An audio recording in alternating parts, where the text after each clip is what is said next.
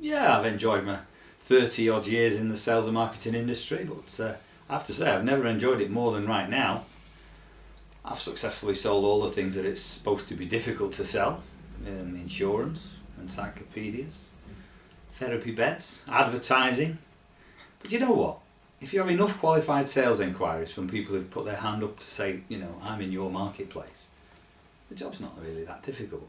You can always make a good living in sales, and your skills will always be sought after. You'll never be out of work. Yeah, there'll be tough times. Many people are finding it pretty tough right now. But tough times never last, and I think they make us stronger. They certainly made me stronger. Unless we give up, of course. But I don't give up easily. And I'm old enough to have been through periods like this a few times, and each time I've learned something new. This current downturn has pushed me and stretched me and encouraged me to dig into the fastest growing medium in the history of the world, which you probably know is the internet. The one thing every salesperson needs, every business needs, is sales leads. And every business person, if they're willing to put in the effort to learn, can create abundant sales leads for themselves online. I always thought it was for the privileged few and that I could never learn those skills. And I have learned, and I'm still learning, and I have to say it's really quite exciting. And if I can do it, I won't say anybody can, but most people should be able to. Especially as the training's so easy to follow, and you can go over each step until you master it as many times as you need to, and then you move on to the next step. For nearly 14 years I was selling advertising space for a national company that saw itself as the best business bridge between buyers and sellers, providing sales leads to the small medium enterprise marketplace.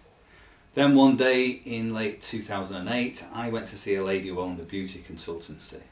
She'd spent £2,100 with us the previous year, and my job was to renew that and hopefully increase it. Well, she wasn't happy. She wasn't getting the level of inquiry she needed or expected, and she was struggling. She'd been forced to lay off some of her staff, and I'd hurt her. And well, I was used to hearing that sort of thing almost every day at that time, and I was trained to get past it. We call it the early objection. So before long I was doing my usual fact find, asking questions like, what were your expectations? What kind of customers will you be looking for in the next 12 months? How big's the gap between what you're getting now and what you need? What else are you doing to bridge the gap? And of course, she wasn't doing anything. She didn't know what else to do. So she stopped me and she said, look, just tell me what to do. Well, I took her £2,100 plus a little bit more plus the VAT, and I rejigged the programme, and I really hoped it would work better for her. But that night I found myself asking some very searching questions. There was a conflict of interest there, and it hit me like a train. Did I really help that woman in her desperation? She expected me to make a decision as if I were her business partner. But there's the conflict of interest. I had targets to hit, a manager to please, an obligation to the firm that had paid my wages for 14 years. They have to report to the city every financial quarter.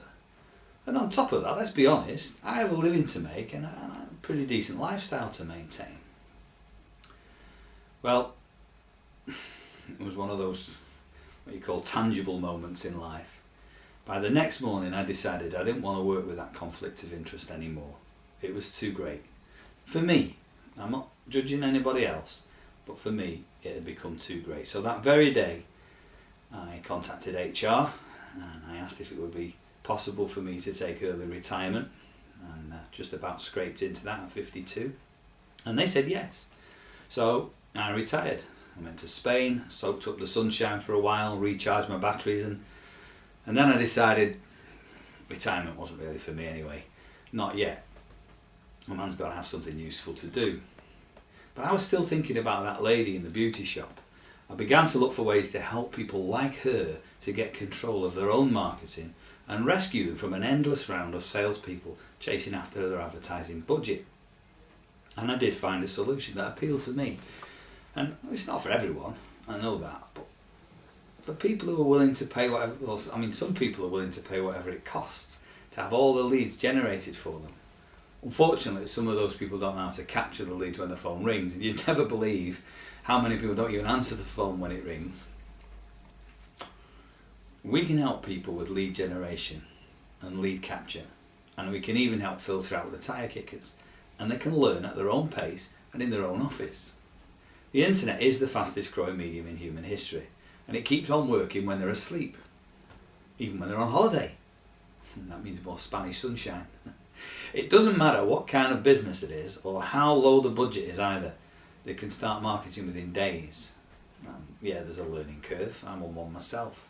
But it's great to be learning stuff that I thought was really the domain of my young sons. I can do it just as easily as they can.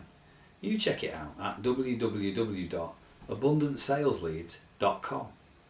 I just hope we can help you achieve the lifestyle you're looking for.